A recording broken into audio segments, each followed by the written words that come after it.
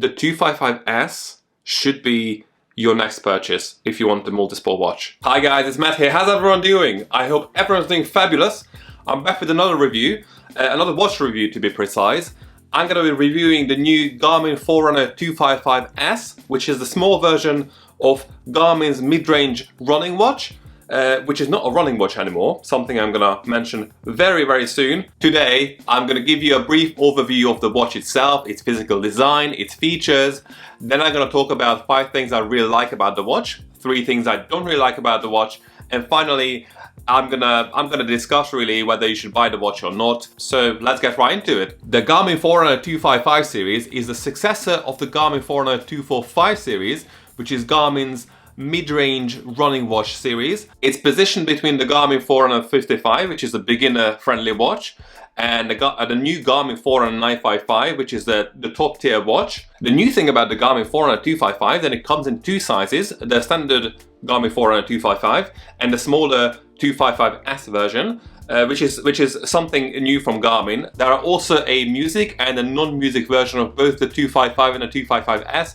So you got 4 different versions of the 255. So this is the Garmin Forerunner 255S music, which is identical to the 255S from a physical point of view, apart from obviously the fact that it can store music on it. In terms of size, the standard version of the Garmin Forerunner 255 has a 45mm watch case, and the smaller one, the 255S, has a 41mm watch case, which is pretty small.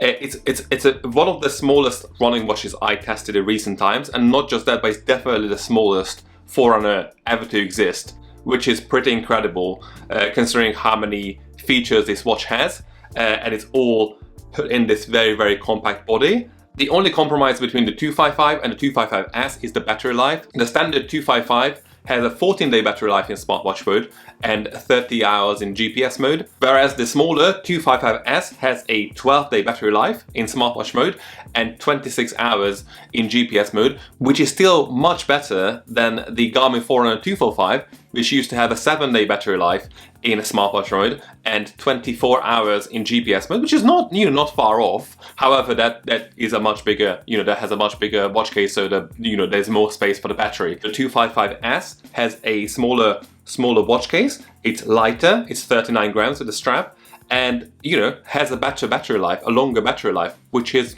pretty good. This has a 1.1-inch memory pixel display, which is super tiny. It's not unusable. It's far from being unusable, but it's very, very tiny. But again, you can't put a big display on a small watch body, so there is that. The Garmin Forerunner 255S has a 1.1-inch memory pixel display, which is a similar technology than the 955 and basically all the other Forerunner watches. It is not a touchscreen display. However, you can control the watch with the 5 physical buttons located around the case, laid out in the usual Garmin fashion. In terms of GPS accuracy, you got the new multi-band multi-GNSS system. It's very similar to the Garmin Forerunner 955. I'm not actually sure if it's the same GPS chip, but again, from a performance point of view, it's very, very similar.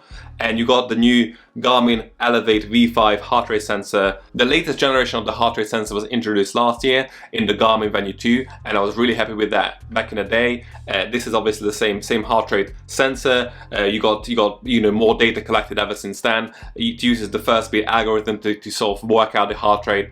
It's pretty accurate. And finally, you got a nice stretchy silicone strap and the usual Garmin 4-pin charger sort of hole at the back. It uses the same Garmin charger all the other Garmin watches use for the last I don't know how many years. So if you got one of those, you can use it with this one as well. In terms of features, you find all the features that were present on the Garmin Forerunner 245, plus Garmin added a few more, including the morning report, something I mentioned in the 955 review as well, which is basically like a recap of how well you slept, your heart rate variability, workout suggestions, and even weather info on the watch in the morning. You also got the new heart rate variability, which is new for the 955 and the 255, something I'm going to talk about very shortly. And obviously you got all the other stuff like, all the heart rate monitoring, you got body battery, you got Pace Pro, you got basically a million sport modes, you got stress measurements, you got blood oxygen measurements, you got you know, everything, training load, steps. It's just like there's so many features. It's like a million features on the watch, as you would expect. It's super capable, again, in a very, very tiny watch body. Now that we discussed all the physical specifications and the features of the watch, let's talk about the 5 things I really like about the Garmin Forerunner 255S. The first of them being the size of the watch, which is incredible if you think about it, that Garmin managed to put all the features of the 245, some of the features of the 955 into a watch body that's like super tiny, without compromising on any of the sensors, the GPS accuracy, or anything. This is basically a small Forerunner with all the features of the full-size Forerunners. It just blows my mind that they managed to engineer all the stuff into this watch body without cutting corners. The 255S basically removed the barrier from people with smaller wrists to get access to all the features of full-size watches. So now the size is just not an issue. With the 255S, you get the best mid-range running watch from Garmin in a small body. The second thing I really like about the 255 is the full triathlon support, which Garmin added into the watch. So I kept on referencing 255 as a running watch, but really from now on we can say that this is a full-fledged multi-sport watch. So you got a triathlon sport mode on the watch, so you can change, you know, between disciplines with a press of a button, so you don't have to do like custom workouts or don't have to track them individually, but you can track everything in one go with just pressing one button. It's incredible that Garmin allowed the 255 to become a triathlon watch, because again, it kind of makes me wonder who would want to buy a 745 anymore, which is more expensive. Again, you can just get a standard 255, or if you have a small wrist, a 255S, and then do triathlon training and triathlon, you know, race tracking and stuff, and save some money. And again, you got the better sensor as well. I'm not sure if Garmin is trying to phase out the 745 by making the 255 even more competent, and then having basically the 55, the 255, and the 955 in the lineup. I guess I would appreciate it, because that would kind of clear up the scene a bit more. However, knowing Garmin, I don't think that's the case. Probably going to roll out the 755 as well. But for now, the 255 and the 255S probably a best choice for triathlon tracking. So that was the second thing. The third thing that I like about the watch is something I really liked in the 955 as well, which is the heart rate variability tracking. And again, it was included on this watch, and I keep on referencing how small this body is, but again, it's just mind-blowing that this watch has so many features, yet it has such a compact watch body. So one of these features is the heart rate variability, which measures the difference, the time lag basically between each heartbeat when you sleep. Essentially, the bigger your heart rate variability, the larger the number, the better. So the more ready you are to do hard workouts. Heart rate variability is yet another layer that Garmin added to the recovery and training sort of ecosystem that they already have. And this is a feature I really like in the Whoop fitness trackers, and this is just an extra layer of knowledge for athletes to know and work with. The fourth thing that I like about the Garmin Forerunner 255S is the inclusion of the new GPS chip. It's super accurate in my experience. It's not always on par with the 955. I tracked workouts, cycling, running, etc. with both watches at the same time, and there were differences between the two, and then I measured both against the Garmin Fenix 7X, and I feel like that the 955 was a bit closer from a GPS tracking point of view to the Fenix 7X, which I found very accurate, than the 255S. However, it's not way off. It's still pretty accurate in my experience. And the fifth thing that I really like about the watch is there's also something that's included in the 955, and it's also included in the 255 and 255S, is the native running power. So if you got a HRM Pro strap or a running pod, the watch can give you real-time running power. Considering how small this body is, and I'm sorry I keep on saying this, but it's just mind-blowing that this feature has also been included, and you can get real-time running power on the wrist. Great, it's just great. Again, all this in a mid-range Garmin Forerunner, which is just brilliant. just brilliant. I'm really happy with that. Now that I discussed all the things I really like about the watch, and again, I'm super happy with this watch, let's talk about the 3 things I don't really like quite as much in the watch. One of them being is that the physical design of the watch hasn't changed much since the 245, which is something that kind of bothered me with the Forerunner 255 as well, because it was almost identical to the 45, which came out like what, 3 years ago, or 3 years prior to the 55. And this is the same with the 255 as well. I'm sure it is, you know, it's slightly different. It does feel ever so slightly dated, the design. It's not as sexy. It's just fine, you know. It's like a Forerunner. I think it would be better if there was an effort from Garmin to make these a bit more, you know, bit more modern, so to say. Like how Fitbit went from the Versa 2 to the Versa 3. Like that was like a big shift in like the physical design, and they like looked at it or how to make it more appealing to people. And again, I don't want any of the Forerunners to look like a design watch, but I wouldn't mind them looking slightly different from each other. And definitely different from their predecessors, so I can tell the difference if I look at someone's wrist as like, oh, have you got the 245 or the 255? So that was the first thing. The second thing I don't really like about the watch is the screen. I mentioned this in the Garmin Forerunner 955 review, that I would like to see an AMOLED display option, basically all the Forerunners, but especially new ones, and especially 255S because it has such a tiny screen. And you know, it's 1.1 inch. Again, I appreciate that you can't put like a 1.5 inch screen on a watch body that is this big. However, because it's such a small watch body, I'm sure they can fit in an AMOLED screen into this watch body and still have a very decent battery life. Basically, you would have the same 4 versions of the 255 you've got now, plus I would add a smaller AMOLED option as well.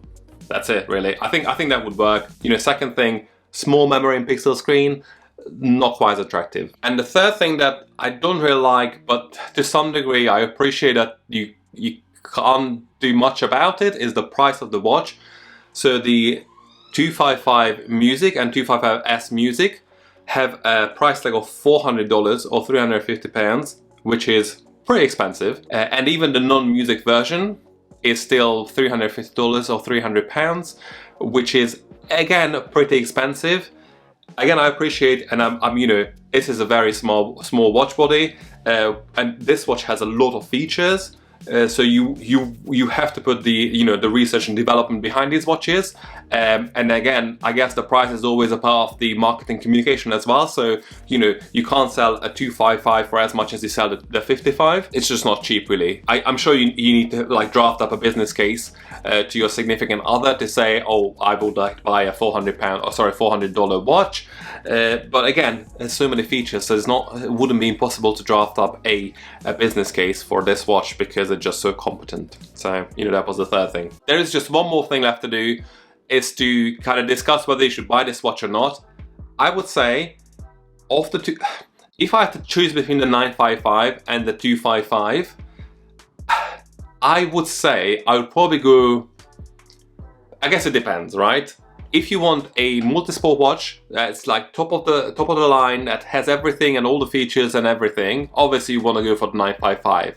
However, considering how many features are included in the 255 and especially in 255S, I mean, that's an excellent value for money watch at the end of the day. Again, it's not a cheap watch, but for the price, you got so many features, and especially for the 255S, you just get like a million features in such a tiny watch body. Like if you have a small wrist, the 255S should be your next purchase if you want the multisport watch, because it's probably the best small multisport watch ever to exist.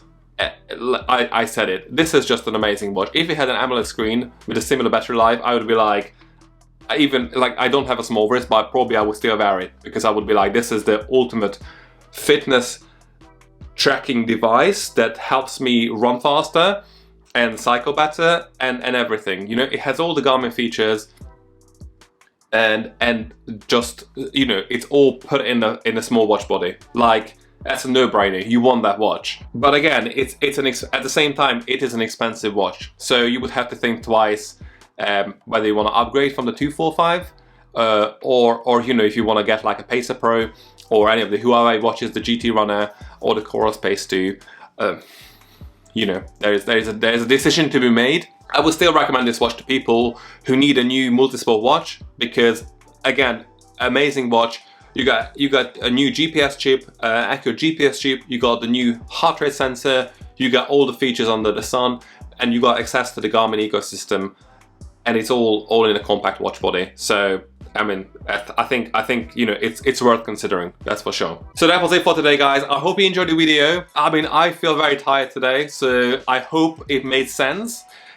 I will try better next time. I've got the 955, the full review of the 955 coming very soon. I'm also testing the Huawei Watch Fit 2 at the moment. Plus, I will get around to do the New Balance Fresh Foam X 1080 V12 review, which took me longer than expected because there was something wrong with the shoe, which I'm going to mention in the review. So stay tuned for that. As always, if you like this video, please leave a like. It means like everything to me when people like the video. And please also consider subscribing because there's more videos coming very soon and on a regular basis. So if you're interested in running, wearables, headphones reviews coming soon, all of it, please stay tuned. Thank you very much for watching, guys. You have a lovely day and I shall see you very soon. Cheers, bye bye.